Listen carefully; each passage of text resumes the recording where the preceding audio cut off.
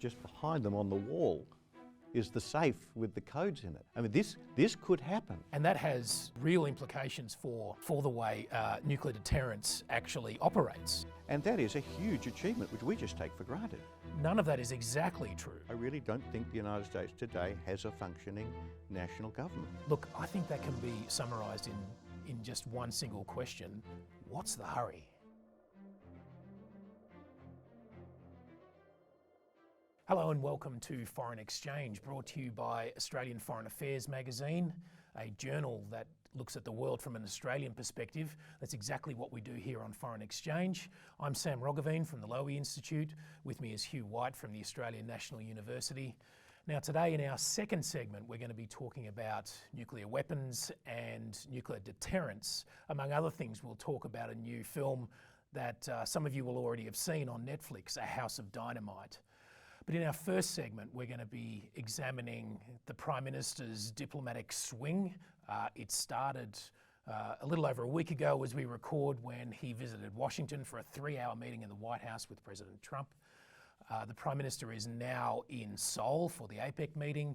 Just yesterday and the day before, he was in KL for the ASEAN summit. And we're going to try to work, Hugh, slowly backwards through that sequence. We can't yet talk very much about APEC because it's happening as we speak, but we can say a little bit about the ASEAN summit. The headline element there was the fact that President Trump showed up. And it appeared that the ASEAN countries got some reassurance from that, but are they reassured, should they be, by the fact that the US president turned up? Look, there's the old Woody Allen line that showing up is 80% or whatever, which there's a lot of faith in that idea in Washington, but I think it's way too optimistic to imagine that the Southeast Asians, who've been thinking very carefully about what's happening to them as strategic rivalry between America and China escalate over the last decade or more, are going to be greatly reassured about the American side of that equation simply because Trump bothers to come to KL for a few hours. The roots of anxiety in Southeast Asia about America's future role in Asia go much deeper than that, economically, strategically. The FT has a terrific graph today which shows America's and China's share of trade with ASEAN's just crossing like that over the last 20 years, and that's not the only part of the story, but it's a big part of the story. So, sure, were they glad to see him there? Yes. Does it fundamentally change the calculations they're making? I don't think so. And the really critical thing for them and the critical thing for us is that the Southeast Asians are not, never have been, I think never will be inclined to side with America against China. They'd like America to stay engaged, of course, because they'd rather live in a region in which China's power was balanced by America's. But they're not going to back America against China. Now, typically, ASEAN as an institution is regarded, at least outside of Southeast Asia, as being toothless. In fact, that term appears in a BBC headline for this latest summit. I think the headline was something like "Trump enlivens toothless ASEAN summit" or something of that nature. Yes. I think there is some of that sentiment that seeps through in some Australian commentary about ASEAN as well. There tends to be an impatience with ASEAN because it never achieves anything.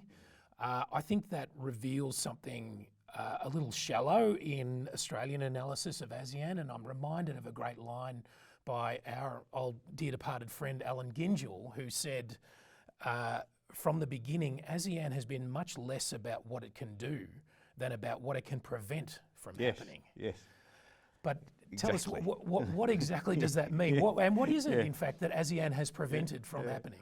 Well, look, what it's done is prevented ASEAN becoming a region like the Middle East, where relations between regional countries is dominated by armed force. The fact is it has created a regional order in Southeast Asia in which the use of armed force between its member states, notwithstanding what's happening between Thailand and Cambodia at the moment, is virtually unthinkable.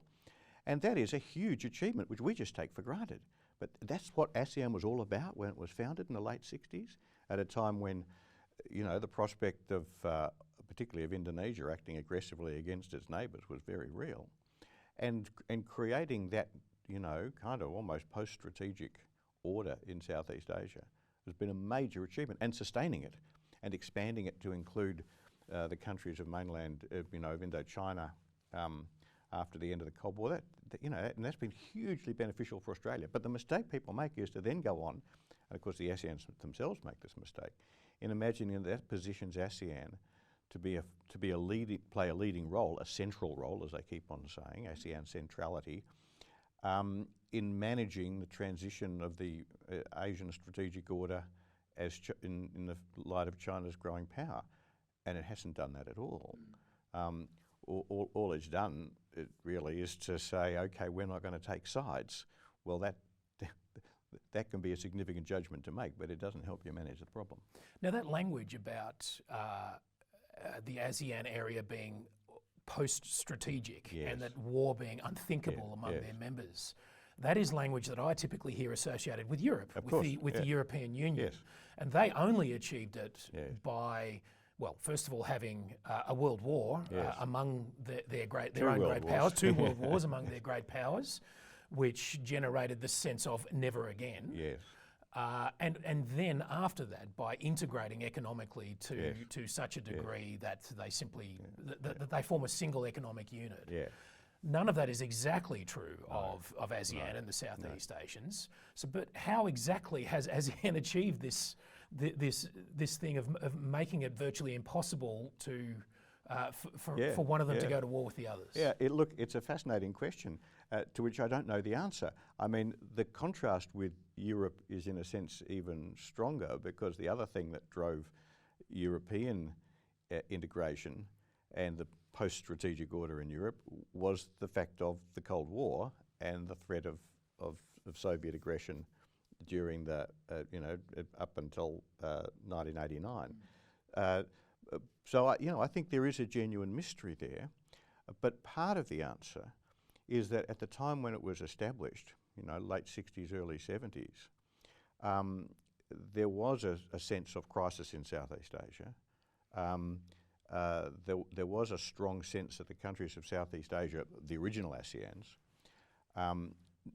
needed to make sure that they could themselves build their individual political and strategic and economic identities in a Cold War situation. And so they did feel a kind of threat, not as stark, obviously, as what they felt in Europe. But so I think that was part of it.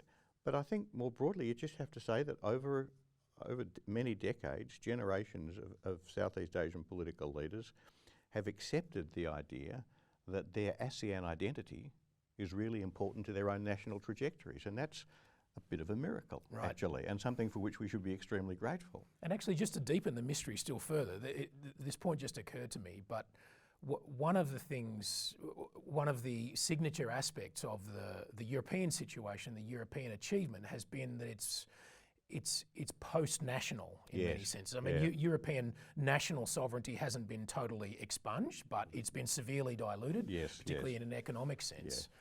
On the other hand, the story of post-Second World War Southeast Asia is a story about the power of nationalism, right?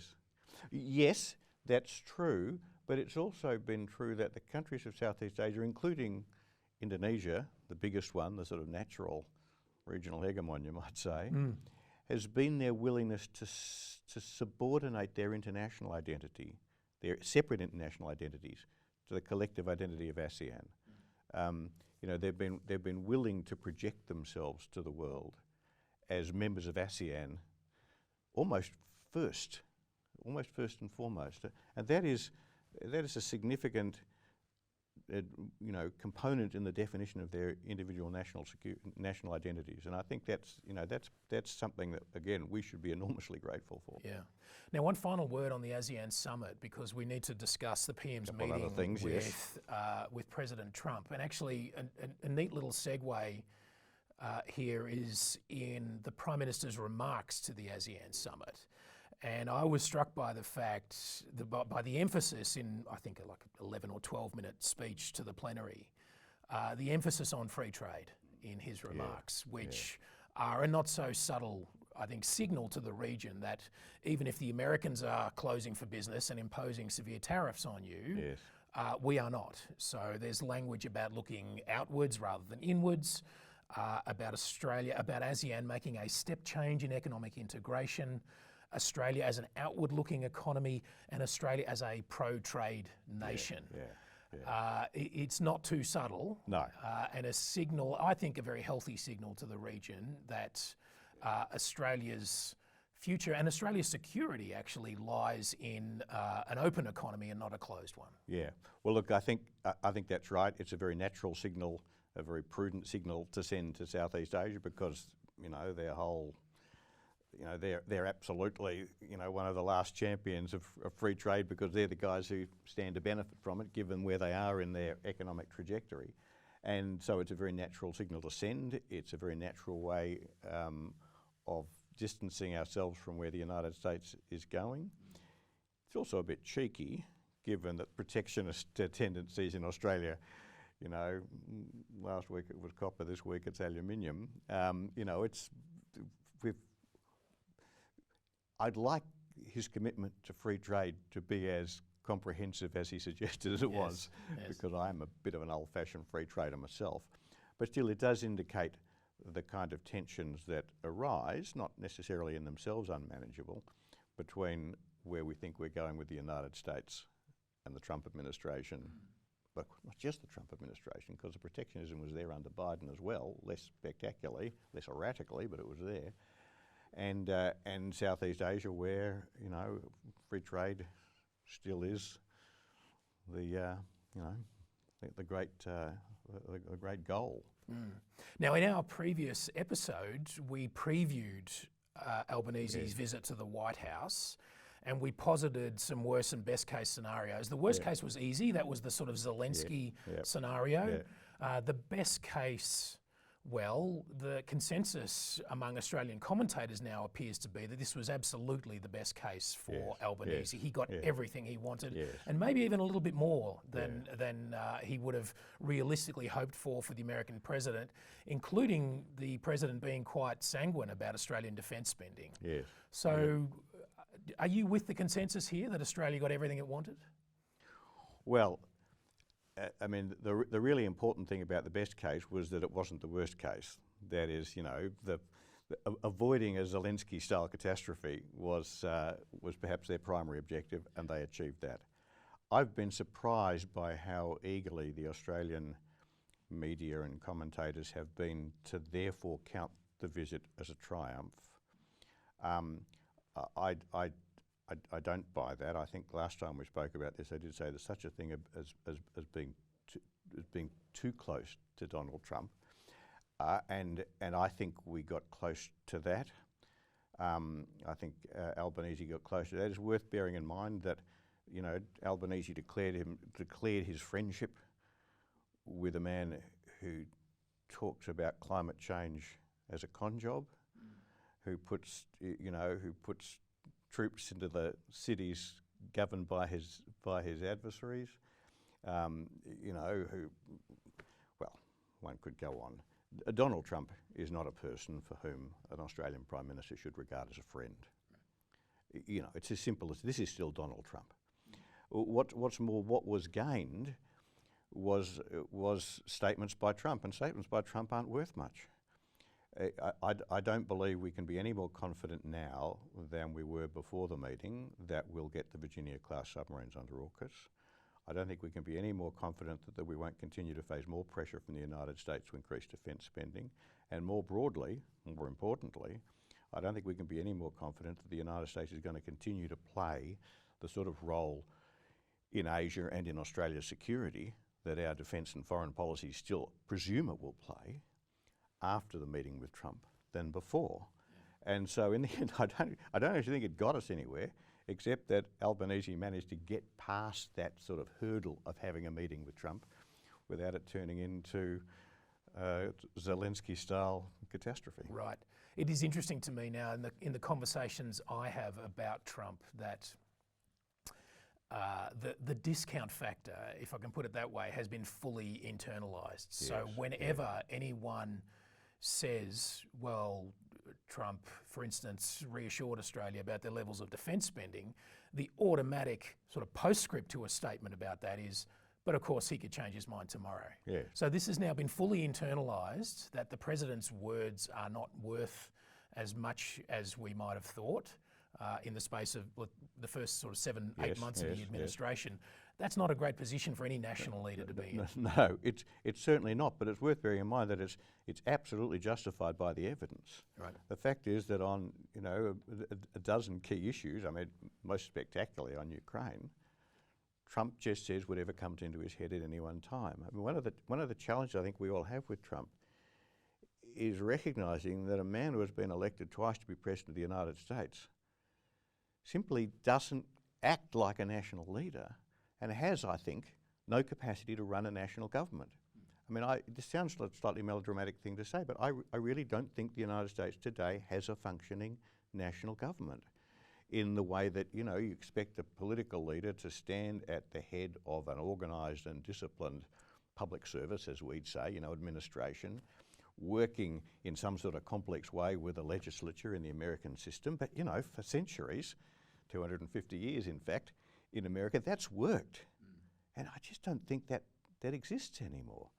And so, people listen to what Trump says thinking that these should be the words of a national leader reflecting national policy. And what we've learnt over 7 or 8 months, or I might say relearnt after the first term, is that with Trump that's just not true. The Americans have elected as president a bloke who is no more suited to being a national leader than I am suited to being a prima ballerina in the Royal Ballet. It's just not something I do. Yeah. Well, look, on that sobering note, we turn to the even more sobering subject of nuclear deterrence and nuclear warfare in segment 2. And one way into this is the new Netflix film, A House of Dynamite. It's also worth mentioning that Australian Foreign Affairs, which of course brings us the foreign exchange program. The new issue is out and it is full of great articles about nuclear deterrence and the place of nuclear weapons in Asian geopolitics. Our producer Tom is putting a copy of Australian Foreign Affairs on your screen as we speak. Thank you, Tom. We're going to try to intertwine those two subjects in our conversation today. It's worth starting with just a very short synopsis of the film, A House of Dynamite, for those who haven't seen it. Actually, if you haven't seen it, there's going to be some spoilers ahead, so look out for those. But the synopsis here that I got from IMDb: when a single unattributed missile is launched at the United States, a race begins to determine who's responsible and how to respond. Now, I want to stress at the outset, this is not film criticism that we're embarking on here, Hugh. We're not David and Margaret. No, we're not. No, that's right. We're not here to analyse this as a piece of art or entertainment. We want to analyse the film from the perspective of nuclear deterrence and nuclear war. But I would just start by saying there's one critical element of this film, a creative choice that I think the filmmakers make that has a critical impact on the credibility of the scenario that it represents. But I want to just say a couple of things that I think the movie gets really right and that are really valuable and useful for us all to reflect on and think about. One is just the role of human beings in a highly bureaucratized system of nuclear deterrence. And when this situation, this scenario gets incredibly stressful, the protocols, for instance, around security and not using mobile phones in a secure area, those break down incredibly quickly. And that has real implications for the way nuclear deterrence actually operates. The second thing the movie does really well is illustrating the problem of signalling and trust in a crisis situation involving nuclear powers. In a moment of crisis, how can you tell the other side that you are sincere in wanting to de-escalate? And in fact, how do you stop them from actually taking the opposite, Exactly. drawing the Exactly. opposite conclusion to the Exactly. one Yeah. you intended, Yeah. and thinking that you're actually escalating when you're trying to de-escalate? I think the film does a great job of illustrating that point. And then thirdly, the film makes a great show of demonstrating the limitations of missile defence. Yes. Yes. So the United States does have a rudimentary system to destroy incoming long-range missiles. Again, spoilers, that system does not operate the way it's supposed to in the movie. And they introduce this really terrific element into the film of saying, well, we could try again to shoot it down, but then again, what if there are more incoming missiles? So I think that's a really tremendous nuance in the movie. Where does it fall down? Look, I think that can be summarised in just one single question. What's the hurry? Yes. So the film makes a creative choice to basically say that the Americans have to hurry to stage a response to this incoming attack, when everything in the theory of nuclear deterrence suggests that actually they should wait. Yes. The whole premise of America's nuclear triad is that you have so much retaliatory capacity that you don't have to use it all without thinking about it first. You have survivable nuclear weapons, some of them at sea, some of them in the air, some of them on the ground, so that you can survive a first strike. That is at the heart of modern nuclear deterrence. And the film kind of puts that whole issue to one side and says, no, before this thing lands, the Americans have to respond. And that would be, seems to me, the worst possible response, especially when you consider that one of the characters in the movie actually says, this might be a dud. This warhead might be a dud. Why don't we just wait? Your reactions? Yeah, look, I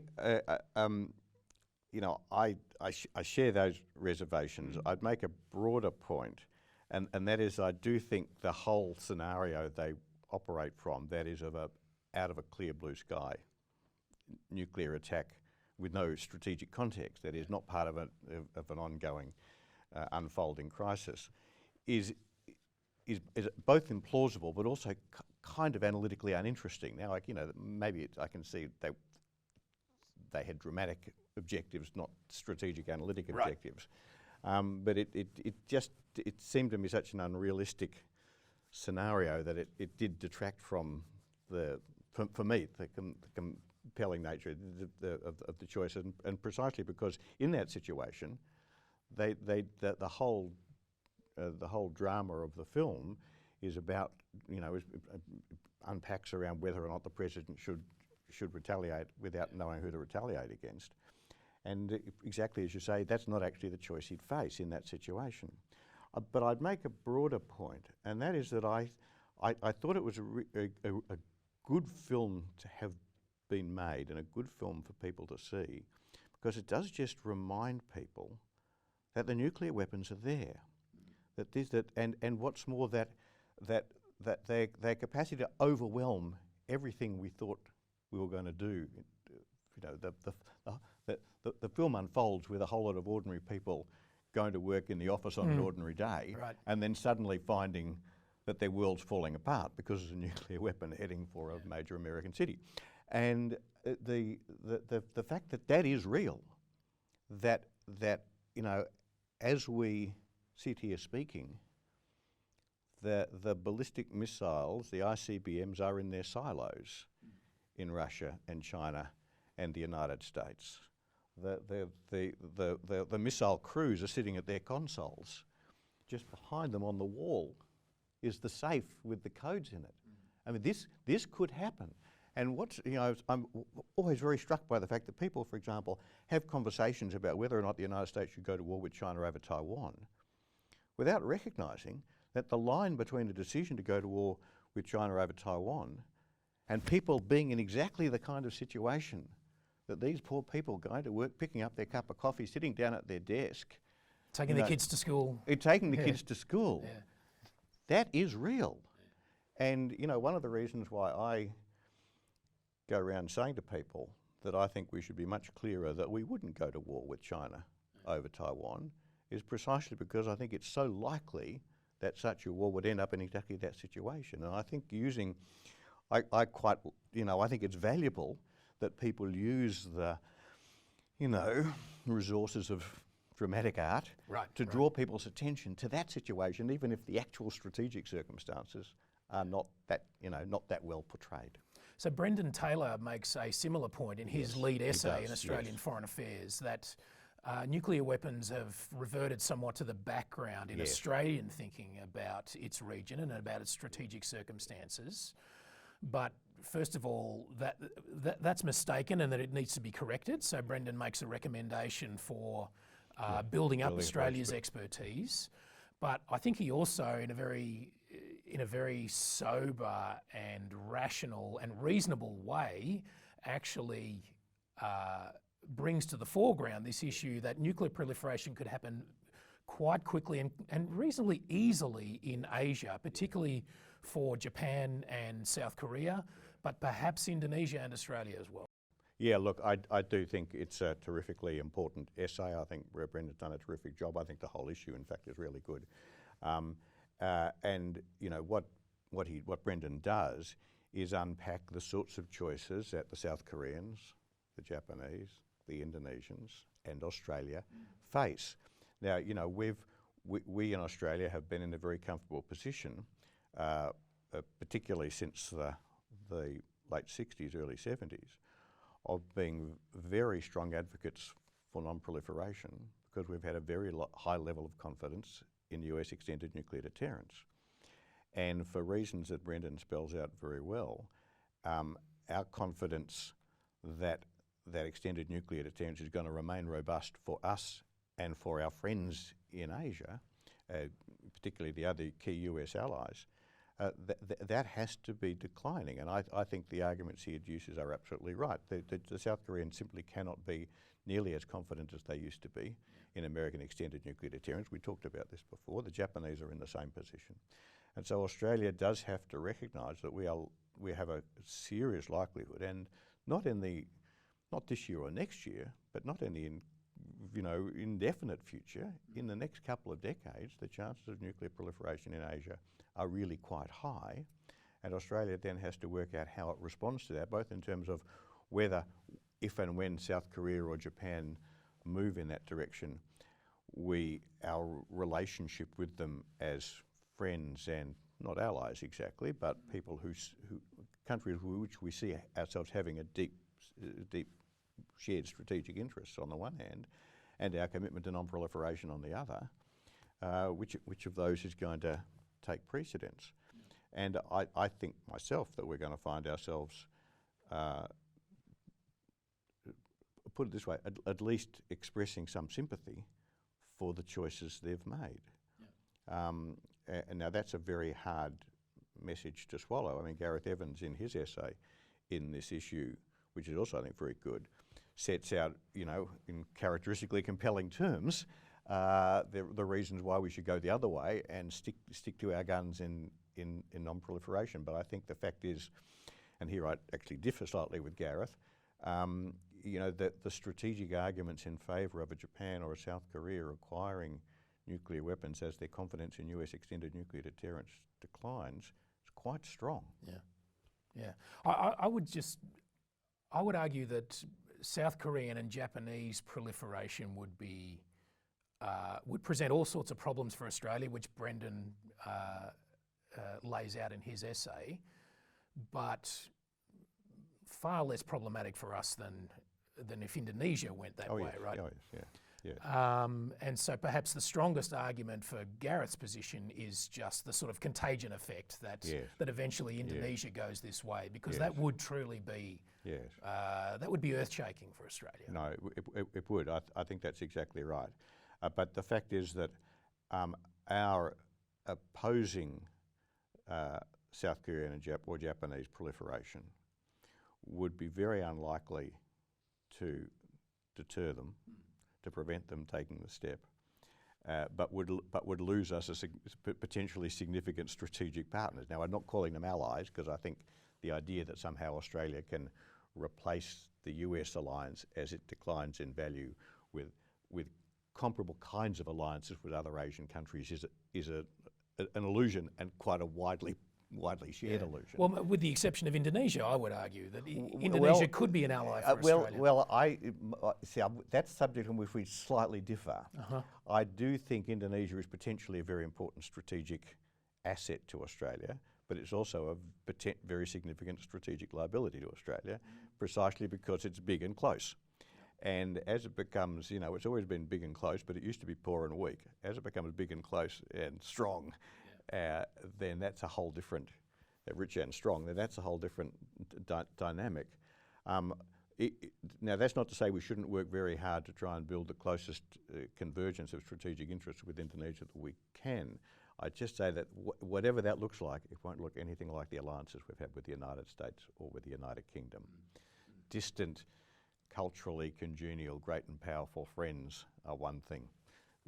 We're never going to have one of those again. We're definitely going to come back to this subject. Yeah, absolutely. Interesting it's a favourite divergence here. Yes, yeah. So just time left then for recommendations, Hugh. Yes. One for work, one for play. Why don't you go first? My work recommendation is a new book by a guy called John Seymour, Canberra, being on Australia's naval alliances. It's a history of Australia's naval alliances, and it focuses specifically, or at least it goes across the whole span, but it's got a long analysis of the way in which Australia's negotiations with the United Kingdom, particularly after the after the First World War, in the period from the end of the war through to the 1930s, how that unfolded as a piece of history. It's a detailed history, but it's very interestingly presented, and he draws some interesting conclusions at the end about what it means for our present naval alliances, AUKUS being a big part of it.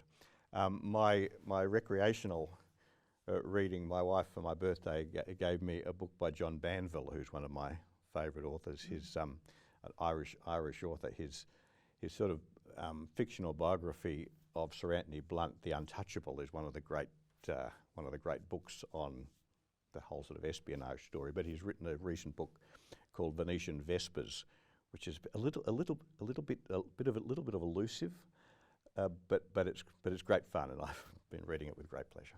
Okay, so my work recommendation would be an essay that I think I shared with you last week by Kaiser Kuo, who's a China hands in the US and in Australia will know Kaiser's work. He's the host of a podcast called Sinica, and that's now a Substack newsletter as well. And he recently wrote an essay called The Great Reckoning, What the West Should Learn from China. For a long time, I think we've gotten used to reading and hearing earth-shattering statistics about China's rise. But that's one thing. Another thing is the full sort of emotional internalising of China. That is exactly right.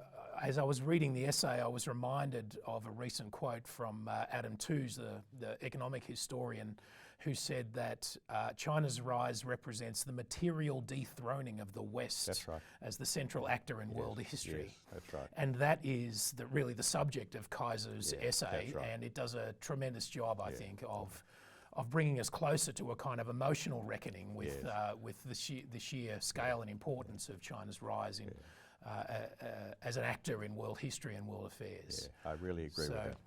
Yeah, it's a terrific essay. As for my recreational recommendations, so recently I heard a podcast interview with the Australian journalist Lee Sales. Oh, yes. And she was interviewed about her love of music, and she's she's very knowledgeable about music, and in the course of that interview, she recommends a live recording called Sinatra at the Sands. And this is Sinatra on stage with the Count Basie Orchestra, conducted by Quincy Jones. I mean, that's self-recommending, right? Yes, incredible. Yeah. But it reminded me of an older recording that I had forgotten about but used to listen to a lot, and that's called Sinatra and Sextet Live in Paris. Recorded in 1962, but it wasn't discovered, I think, until the mid-90s when it was released on CD. And incredible. Sinatra in absolutely peak form with just a very small backing band. And in particular, the track is Night and Day, which is an old Cole Porter song where he's accompanied purely by a guitar, and it's phenomenal. It's just magical. I hadn't picked you as a crooner, mate. Well, there we are. That's all the time we have for Foreign Exchange this time. We will see you on the next episode. Thanks for watching.